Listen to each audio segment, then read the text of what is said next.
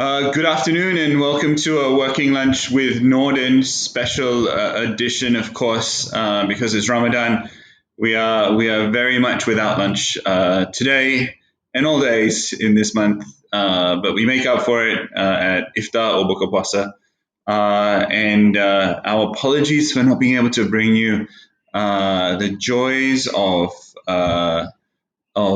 Malaysian buka puasa. I was at a buka puasa last night, and there was quite a few people. So I think logistics wise, it's a little bit challenging for us. But otherwise, it's a wonderful time of the year for reflection, for enjoying good food, and enjoying the time we have with family. And I think that's one thing that we're thankful for, in a sense, for COVID-19 giving us more time with family.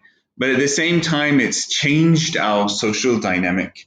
And that's one thing I wanted to discuss with everyone today and get your ideas around this changing social dynamic and what does it mean to be socially resilient, and what does that mean for everyone in the context of especially mental health.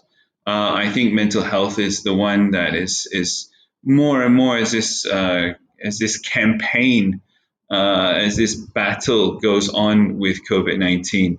It's not so much that we don't understand how to wear a mask. It's not that we don't know how to scan QR codes. It's now how do we just deal with that day in, day out drudgery of COVID-19.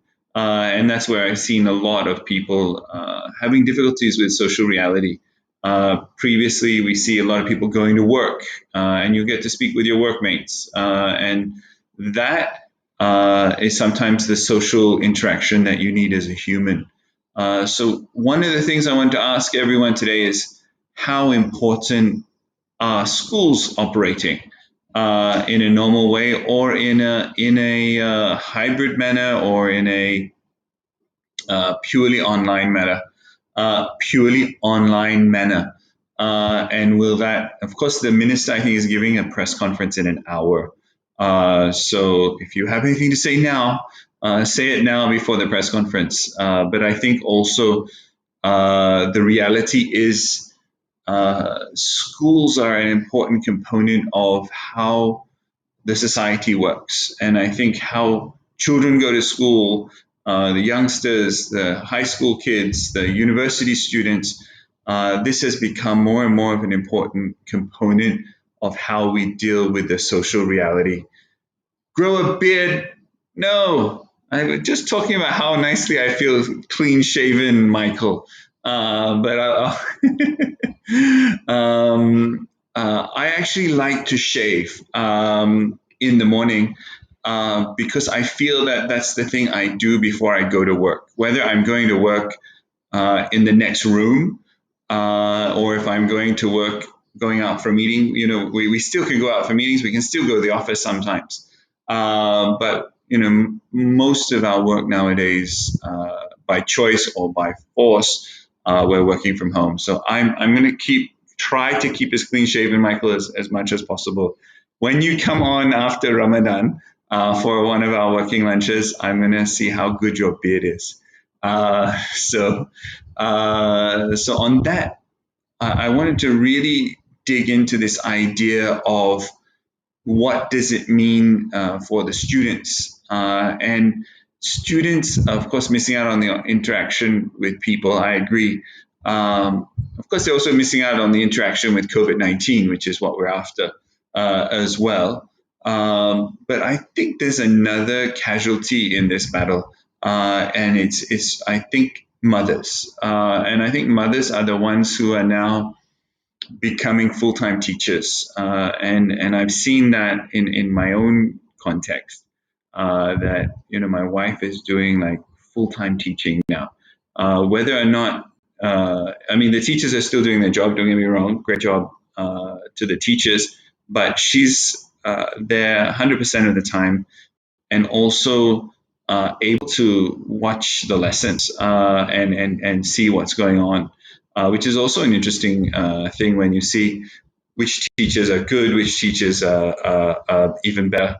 And I think that's one area that the changing dynamic of mothers during this COVID-19 pandemic is very interesting for me as well.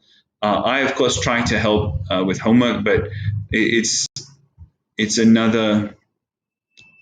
I'm just not good at it. Let's be honest. You're good at certain things.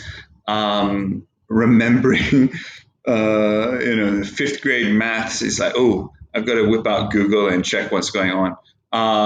But it's a wonderful trip down memory lane in some cases.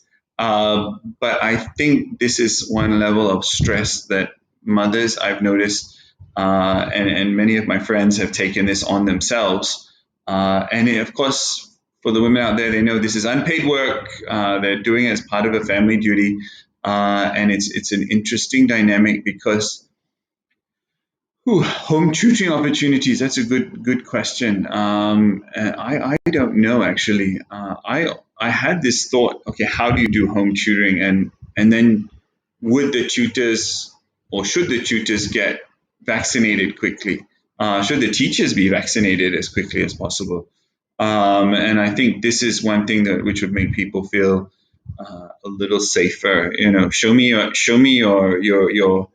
test and show me your vaccination certificate, and I'll be probably pretty quite happy to have home tutors. But I think also children are also feeling that long term reaction to online learning, and as we see in Malaysia, there's been a lot of cut and paste, and coming and going just because of how the vaccines, not the vaccines, how the different waves have come and gone. So there's a bit of change management there. There's a bit of psychology of change that we're dealing with. So this is one thing that I really wanted to just let everyone have a thought and have a think about, and let me know what you're thinking. And for me, that really becomes that new baseline of this social resilience.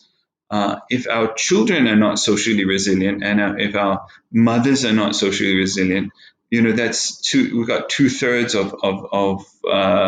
of the population right there. So as much as the breadwinners, and sometimes male and female breadwinners in families as well, don't get me wrong, but for some reason the mothers are picking up the slack, and that's one thing I've quite happily um, thanked them for. And this is one thing, Ramadan Kareem also, Masura. And one of the things that I see is when you put a massive amount of change on people and a new level of pressure that wasn't there earlier, and you do that to everyone across the country. What is the short term impact? What is the long term impact? And this is a thing that I thought would be very interesting. And I was speaking with some people the other day. They said, "Oh, okay, what's the research reality here?" And I said, "I don't know." And I didn't see any research being done right now on levels of stress created by homeschooling, levels of stress created by the COVID-19 pandemic and teachers. I think this is a wonderful opportunity for young fresh graduates, especially, is to pick up that gap and say, okay, let's do some research around this and find out what's the reality, because that goes into the problem of productivity. And for me, productivity is the way out of the economic problem that we're facing. Productivity equals higher GDP, higher tax collection, and when we look at potential threats of inflation, that's what we've got to get that formula right. So if you're not productive, you're not getting your job done, you're not getting this done. So how important now is it that we get the education component right just to get the productivity component right? So this is something that I've been thinking about, and I'm happy to get everyone's feedback. Let me know what you think in the comments below, and good, bad, or ugly. I don't get upset. So everyone's very polite, which is very nice. But any idea is a good idea. Any question is a good question.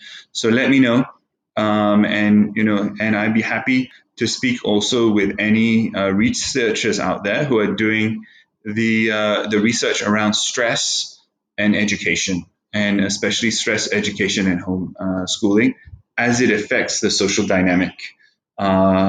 So let me know, and I want to thank everyone for joining us. And I look forward to getting Michael. Great that you're tuning in, Michael. It's a pleasure to have you on the show after Ramadan.